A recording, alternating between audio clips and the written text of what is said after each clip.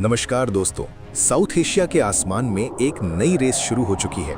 एक तरफ भारत पहले ही राफेल, दुनिया के सबसे एडवांस्ड फाइटर जेट्स को अपनी ताकत बना चुका है, और दूसरी तरफ बांग्लादेश यूरो फाइटर टाइफून की ओर बढ़ रहा है। दोनों ही 4.5 जनरेशन फाइटर जेट हैं। तो सवाल ये है, कौन ज्यादा पावरफुल है? चलिए जानते हैं। सबसे पहले बात करते हैं इंडिया के राफेल फाइटर जेट की। राफेल को सिर्फ एक फाइटर जेट कहना सही नहीं होगा, क्योंकि ये एक ट्रू ओमनी रोल एयरक्राफ्ट है। ओमनी रोल का मतलब होता है एक ही मिशन में कई काम करने की क्षमता। राफेल हवा में दुश्मन के फाइटर जेट से लड़ सकता है, साथ ही ये जमीन पर मौजूद टारगेट्स पर बेहद सटीक हमला करता है। इतना ही नहीं, राफेल दुश्मन की गतिविधियों पर निगरानी भी कर सकता है। राफेल की सबसे बड़ी ताकत है इसका स्पेक्ट्रा इलेक्ट्रॉनिक वॉरफेयर सिस्टम। ये सिस्टम दुश्मन के रडार को कंफ्यूज कर सकता है, जिससे दुश्मन को ये पता नहीं चलता कि राफेल कहां से आ रहा है। राफेल की लंबाई करीब 15.3 मीटर है और इसका विंग स्पैन लगभग 10.9 मीटर। स्पीड की बात करें तो 1900 किलोमीटर प्रति घंटा से भी ज्यादा है। राफेल का कॉम्बैट रेडियस लगभग 925 किलोमीटर है, यानी बिना रिफ्यूलिंग के ये दुश्मन के इलाके के अंदर गहराई तक जाकर हमला कर सकता है और वापस लौट सकता है। अब बात करते हैं इसके वेपन्स की। यहीं राफेल सबसे ज्यादा खतरनाक बन जाता है।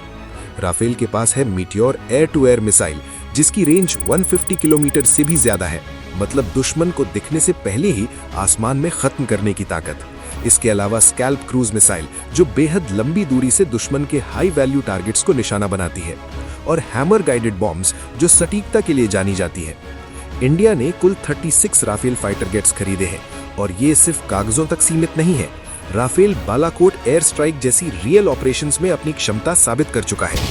यही वजह है कि भारत की एयर पावर का फोकस सिर्फ एक मोर्चे पर नहीं, बल्कि हवा, जमीन और समुद्र तीनों में एक साथ प्राथमिकता हासिल करना। अब जरा बांग्लादेश पर नजर डालते हैं। दिसंबर 2025 में बांग्लादेश ने इटली की लियोनार्डो कंपनी के साथ लेटर ऑफ इंटेंट साइन किया है यूरो फाइटर टाइफून खरीदने के लिए। लोकल मीडिया के मुताबिक वो 16 जेट्स ले सकते हैं।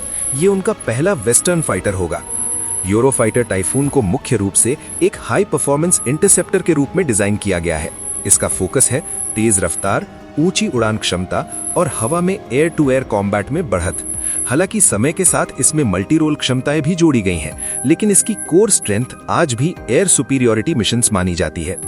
इस फाइटर जेट की लंबाई करीब 15.96 मीटर है और इसका विंग स्पैन लगभग 10.95 मीटर। साइज में ये राफेल के आसपास ही है, लेकिन इसकी डिजाइन ज्यादा हाई स्पीड और हाई एल्टीट्यूड परफॉर्मेंस पर फोकस करती है।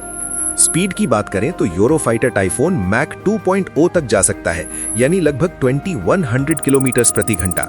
इतनी तेज रफ्तार इसे एक बेहतरीन इंटरसेप्टर बनाती है, जो कम समय में दुश्मन के एयरक्राफ्ट तक पहुंच सकता है। टाइफून का कॉम्बैट रेडियस करीब 1390 किलोमीटर बताया जाता है, जो इसे लंबी दूरी तक पेट्रोल और रिस्पॉन्स देने की क्षमता देता है। अब बात करते हैं इसके हथियारों की। यूरो फाइटर टाइफून अमरैम और असरैम जैसी एयर टू एयर मिसाइल से लैस हो सकता है, जो क्लोज कॉम्बैट और बियॉन्ड विजुअल रेंज दोनों में काम आती हैं।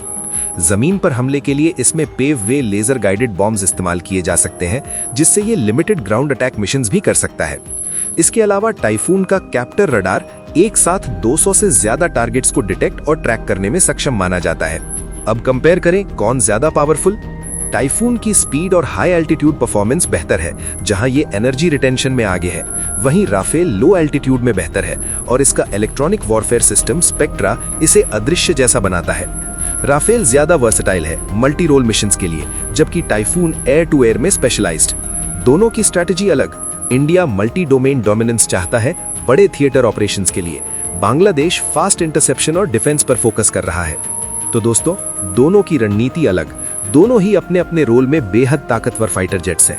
आखिर ज्यादा पावरफुल कौन है? ये किसी एक नाम पर नहीं, बल्कि मिशन और रणनीति पर निर्भर करता है।